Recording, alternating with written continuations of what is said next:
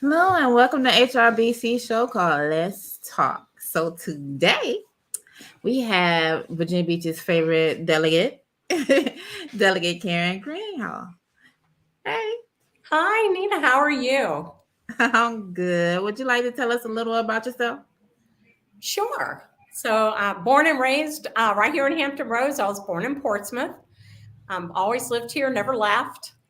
Small business owner, um, mom, grandmother, mother of two, grandmother of two, and just finishing up my first term in the House of Delegates, which I'm finding very exciting. We can do so much good to help people, and I'm really enjoying being delegate right here in Virginia Beach. Awesome. Okay. All right. So I got some questions for you. Are you ready? Yes, ma'am. All right. All right. So everybody has seen those commercials and like they're digging, and we hear when people hear the 15-week abortion ban, they panic. So can you explain it to us? You know, what's it about? What does the ban consist of? Why are you in favor of it? And why does it even have to be in legislation? I sure can. So that's a great question. And I do support the governor's bill. It's actually there is no ban. There are restrictions for abortions after 15 weeks. Um, so after 15 weeks, abortion is still permissible for the instant. There has the exceptions of rape, incest, and the life of the mother. By 15 weeks, that's into the fourth month. And by then, we do know that the baby can feel pain. And it's just a good breaking point. This bill is a consensus. You have people that would rather have no abortion, and then people that would have no restrictions at all. This is in the middle. I haven't met anyone yet who says that they agree with the thought of abortion up to the moment of birth. So that third trimester is where most people expect there to be restrictions. So this is a good. It's a consensus bill, and it makes perfect sense. And with the exceptions for rape, incest, and life of the mother, it covers the options that women need. Okay. Awesome. All right. So can you tell us some of the things that you have accomplished while being a delegate? Whew. So we've gotten a lot done. Well, I'm on several committees and commissions, and through those, we get a lot of work done. There's a lot of work done besides just voting on the floor. So that's very exciting. So, but for me, I've gotten two school safety bills passed. I've been in for 2 years, two sessions. In both sessions, I got a school safety bill passed, and that was with the consensus of not just my Republican colleagues, but the Democrats and the House and the Senate. We work together, and every school's safer in Virginia because of those two bills. And I also got a tax deduction passed for teachers. It's one of the bills I'm most proud of. It's oddly enough, it's one I had to work really hard to get through so that teachers can deduct the out-of-pocket expenses. So every teacher that I met spends money for things that their children need in the classroom. And so now they can take that deduction off of their Virginia income tax. And it's pretty broad. I'm proud of that bill. And I did a bill for small businesses to increase transparency in the billing for their business license. We found some localities weren't being as upfront, and businesses were having to pay extra penalties and fees that they shouldn't have had to. So we got that fixed, and I did a surcharge bill, which will reduce insurance premiums and help make healthcare more affordable for the people who actually need it the most. I could keep going, but those are the ones. My military bill, my 55 bill. I introduced. Okay, so we in the last 2 years we managed to reduce taxes on veterans' retirement for up to $40,000 on their state tax return. But there was a 55-year limit. You had to be 55 to get that. And so I introduced the legislation to get rid of that because so many of our military are under 55. And, they can use that money to start a business or take their family on a on a well-deserved vacation, or, put it towards a house. So many things they can do instead of paying taxes on it until they're 55. So I introduced that, and we actually got it passed this year with the help of the governor in the budget. Really proud of that one. Oh, okay. I can't wait to reap some benefits from that. That's personal. Okay, well, that scratches my question right there. One of my questions scratched. You also had a bill, I can't remember that I liked, that people couldn't increase premiums for tobacco use. I think that was. But people couldn't. Well, the insurance companies were increasing insurance premiums because of tobacco use.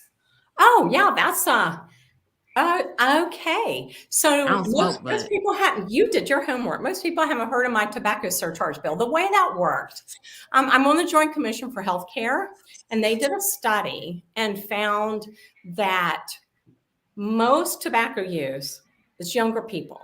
Younger people are healthier, but if they had to pay more to get their health insurance, they just didn't buy health insurance. They didn't buy it until they needed it. So we had the healthiest people were not buying into the insurance. So that raised premiums for everyone else. So this is one of my favorite bills, because the Joint Commission on Healthcare recommended getting rid of that surcharge. And in the General Assembly, in my first session, we all thought it was a good idea. We read the study, it made sense, we passed it. And then our new governor, Governor Youngkin, we came in at the same time, he vetoed it. And so I went and talked to his staff afterwards. I said, this is a really good bill. This makes sense. It helps make healthcare affordable for the people who need it the most. And we talked about why he vetoed it, went over the study, and I reintroduced it with just a small change, saying that we would try it for 2 years. If it works, we'll keep it. If it doesn't work, we'll get rid of it. And so that's a good compromise. And we introduced it. And it was actually a Democrat colleague who had introduced it the first time. And so this time I introduced it with my Democrat colleague with that small change, went through, we all passed it again in the General Assembly, and the governor approved it. So now in 2 years, it will be evaluated to see if it works. So that's, to me, that little bill, it gives a really good picture of how we need to be able to work together. The legislature, yeah, that's why I like that. With the administration, the Democrats and the Republicans, we all really work together to get that done. And so, yeah, you did your homework. That's one of my favorite bills.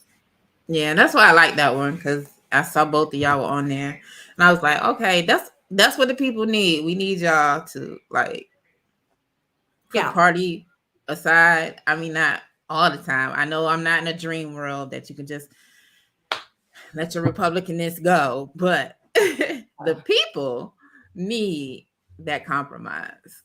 We do. Well, when you figure I'm a Republican in a Republican House, we have a Democrat-controlled Senate, and I still get bills passed.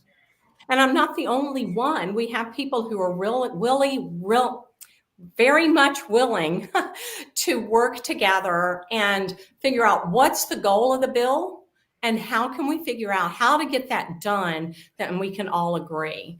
And it's we have a lot of people up there that want to work that way. So, and I'm really glad to be one up there working with everyone. Awesome. Okay, so we have a question. It says Dominion spends millions on political donations. Does this mean there's no willingness on the legislature to apply pressure on Dominion to reduce inflation, boosting utility bills? Oh, I got one of them questions coming up too. Oh, and can't only be gas tax. Okay, so the first part of the question was about Dominion making political donations. I guess it's not really a question. It's just saying, so let me skip to my question somewhere down here. I don't mind answering. I just want to make sure. Yeah. What the question was. I got lost in that one. So in mine, it's like older citizens are struggling with decisions like whether to pay their high Dominion bill or get the expensive medication that they need to survive. So basically when people are getting donations from Dominion, do they even pay them any attention? Do they say, hey, look, you're doing too much? Giving people $700 electric bills, because I got one, is a little too much. Okay, so Dominion, I mean, it's very complicated, and they're very highly regulated.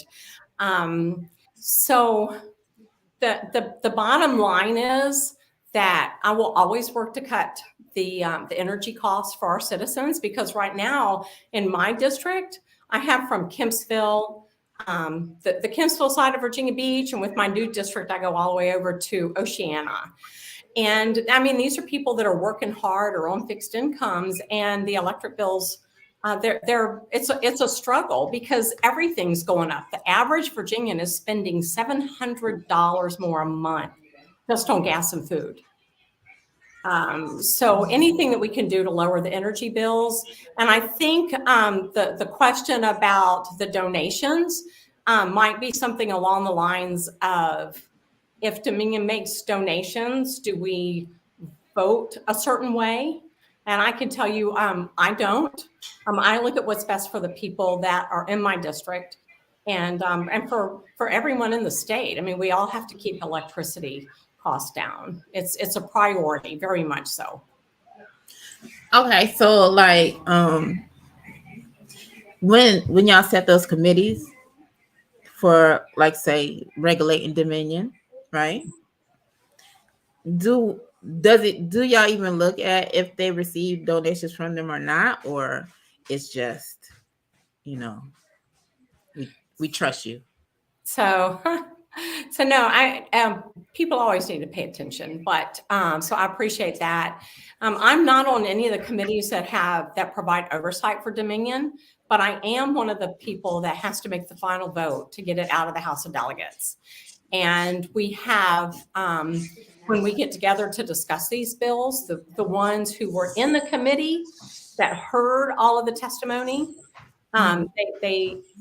we have a discussion with them, and we figure out what's best for the people that we serve. And that's the bottom line. I've never heard a discussion about how much people get for donations when it comes to those discussions. And so I know it's something I never considered for myself. So I understand. But I kind of got a grief with Dominion. I mean, this how. So we actually did vote. I mean, the votes that we got through actually did reduce. We voted to purposely. We were very careful to be reducing the electric cost for our citizens. And how long ago was that? Because I ain't feel it this year. So, well, I know they can't. Well, it came down like $14 not too long after. But they're, like I said, it's very complicated. And, and we could do a whole show on just Dominion time if you wanted to, but but the bottom line, people want to know if they're being heard. They want to know if they're being represented. And the people in my district are struggling. So anything I can do to keep more of their money in their pocket and lower their expenses, whether it's taxes or their energy bills, anything that we can do is something willing to step up and do the best we can to make sure that happens. I appreciate it, because I needed to bleed over. All right, well, so okay, let's see. Do I have any more questions? Because it seemed like, okay. So what stuck out about you to me was when you said a citizen doesn't have to be in your district for you to help. Do you still feel that way? Sure, that still goes. I mean, actually, right now in Virginia Beach, we have 2 districts that have no delegate. Mm-hmm. So we have a lot of citizens right here in Virginia Beach that don't have anyone representing them. So I certainly work with those people, and if I get a contact from someone that doesn't live in my district, if they don't have anyone to help them, we certainly do help and don't turn them away. In fact, the business license bill that I mentioned, that was from a small business owner who lived in another district, and no one listened to her, but someone told someone who told someone who told someone who told me, and got us connected. And that's where my business license bill came from. So Yeah, so we work, and constituent services is one of my favorite parts of being a delegate. I mean, we've helped people with the VEC. I actually talked to the Secretary of Labor to make sure that we could get answers from my constituents and people we were working with the with VEC, dealing with their unemployment. And so many people are struggling very badly after COVID, not being able to work, and different programs that were in place that are now being phased out. We have a lot of people that need help. And yeah, I'm willing to step up if someone needs help. My team and I are definitely there. Awesome. You did a Medicaid forum. Well, you helped get it together. And I was just curious, what made you even think about, hey, let's put the word out? Because I didn't know.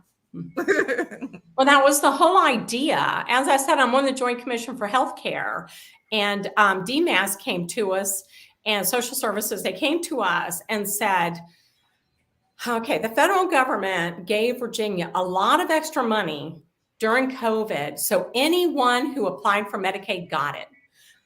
This is a simplification, but actually, if you applied for Medicaid, you got it without having to go through the full evaluation process.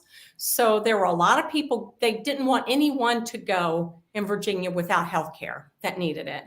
So with the federal government stepping that back, now that we're on the other side of COVID, that money's going away. And we made an agreement with the federal government to reevaluate everyone. So we had a year for everyone to be reevaluated. And if you are not reevaluated by April of next year, you lose your coverage. Even if you should be able to keep it, if you haven't been confirmed, you lose it and you have to start all over again. So they were working very hard and sending out mailers to people that are on Medicaid and getting a very low response. And so that's why I contacted them and said, would you be willing to come to Virginia Beach, where we have a lot of people on Medicaid in Virginia Beach, and just do a public forum? And they came. I don't know if you, I think you were there. And I did it with the Hampton Roads Black Caucus. Y'all streamed it live on your Facebook page. And then we recorded it. And I know you have the recording. I have it on my website. And they explained why it was happening, how to get it done. They were making it as easy as possible. And anyone having any problems, they gave us direct phone numbers, direct contacts, so that people could make sure that they get reapproved. It's a big goal of the administration to make sure that this does not happen to anyone in Virginia. And so it's a big goal for me to make sure that if it happens, it's not happening to people in Virginia Beach. So I want everybody in Virginia Beach ready. Okay. Well, it spreads because we put it on our site. So hopefully everybody saw that and are doing what they need to do. Well, and it's on my website. And if anyone has any questions or has trouble finding it, they can just reach out to me. I'm really easy to find. On the delegate side, everything's public. But my website is KarenGreenhalgh.com. And you can contact me through there if you have any questions. If someone's having a problem, they can actually contact me through the website, and I'll get them connected with the proper people in DMAS so we can get it solved. Awesome. Okay. We got another question. Housing costs are rising due to diminishing amounts of housing. Would you be expanding multi-family zoning in the state, boosting affordable housing amounts? Okay, yeah, affordable housing is a big issue everywhere, especially here in Virginia Beach. So there are a lot of people talking about the problem. This year, I can think right off the top of my head of 4 different meetings and seminars and conferences talking about the problem of affordable housing and the problem with military trying to get affordable housing that are here. And so we all talk about the problem, but how do we fix it? So yes. I've been meeting with builders who specialize in affordable housing, multifamily units, trying to figure out what can we do, what's a plan.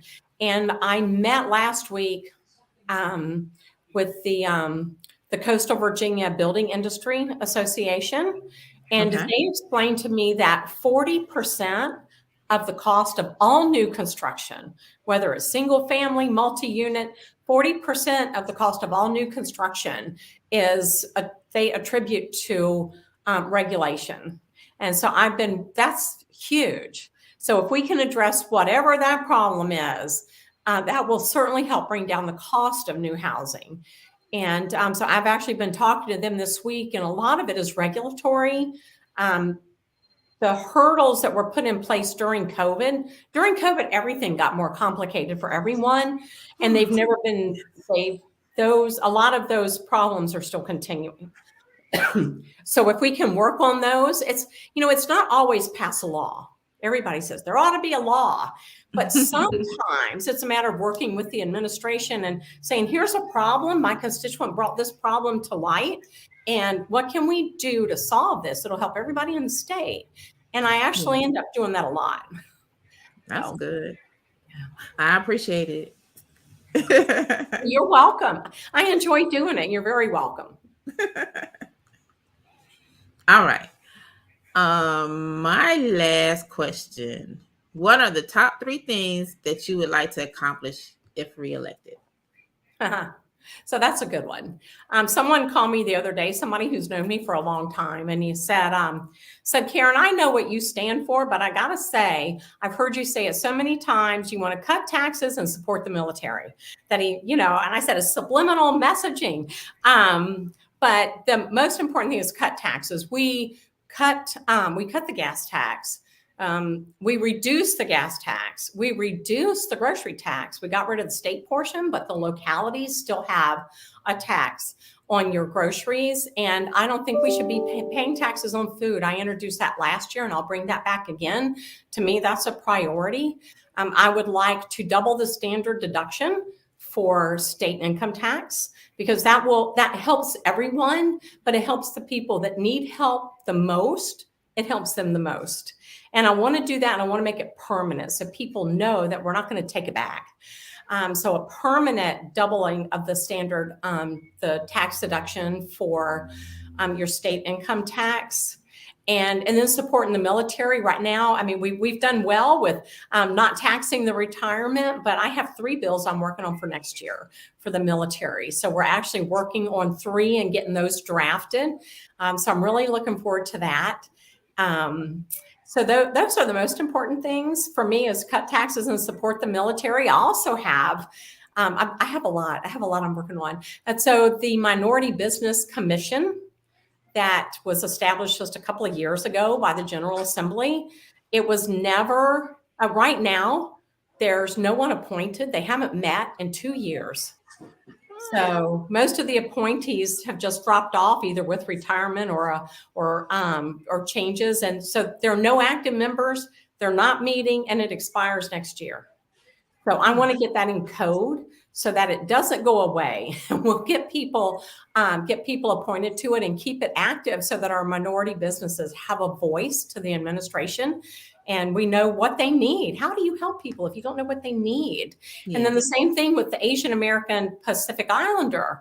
Last year, they approached me about carrying the AAPI Heritage Bill. And we didn't get it passed last year. But I'm determined to bring that one back. We're already talking about with groups all over the state about me carrying that and bringing it back next year. And again, just to give people a voice. We're all big supporters of freedom of speech, but what good is it if you're standing alone and nobody can hear you? So we want to give them a voice to the administration and a voice that we legislators can hear. And, what do they need and what can we do to help? So those are probably, and now one other. Can I do one other? That was 3. But one other, taking care of our elderly and disabled. I'm working on, and again, it's not quite finished, but I'm working on a draft for a caregiver tax credit. So for people who have to stay home to take care of an elderly family member or someone who's disabled, to keep them from having to go into a nursing home, that they can get a tax deduction for that, a tax credit for that. And so we're working out the final details, but I'm really excited about that one. And then we're looking at nursing home reform. So there's been, again, we have a lot of studies, a lot of information out there. You just got to, go through and figure it out. And here's the problem. How do we fix it? And so I'm actually working with an administration on reforming the nursing home over in Virginia. Well, when you say reform, can they bring down the prices? They So, are well, expensive. yeah. So there's I don't want to go into it too much until I have the final details. We're working on the draft, Okay. but you and Ron, y'all pay attention. As soon as I drop that bill, I guarantee you're going to see it, and we can talk about it. Okay. You know I'll see it. I'll be keeping I know up. you will. All right. Well, that is all that I have for you. Do you have anything else you want to tell the people? So you don't have any other questions? No. Okay. Let's see. Well, sometimes on shows like this, you get comments more than you do questions. So, Yeah. but I mean, for me, it's just, I think the main thing for people to know is I'm a mom, grandma, small business owner. I never intended to run for political office. I actually ran because I think there was a need. We need people like me in the General Assembly who are calm. We know as a business owner, I know how to look at a problem and find a solution and make good decisions. And I'm willing to work with people. I've learned how to talk to people and reach an agreement and get done what needs to be done instead of just arguing over the things that we don't agree on. I think it's such a waste of time. And I'm willing to keep doing this. I love doing it. And I'm just, I mean, as you know, I mean, we're all up for election, all 140 of us. This is the biggest shakeup that we've had in the General Assembly since Reconstruction. It's going to be interesting next year. Yeah. Okay. Well, I appreciate you coming to the show and answering these questions. Thank you, Nina. It's always a pleasure, and I'm sure I'll see you again soon. And it's such an honor to be endorsed by the Hampton Roads Black Caucus. And then to get to come on your show, I truly appreciate the opportunity, and thank you so much. Thank you. Well, bye. Y'all have a good day.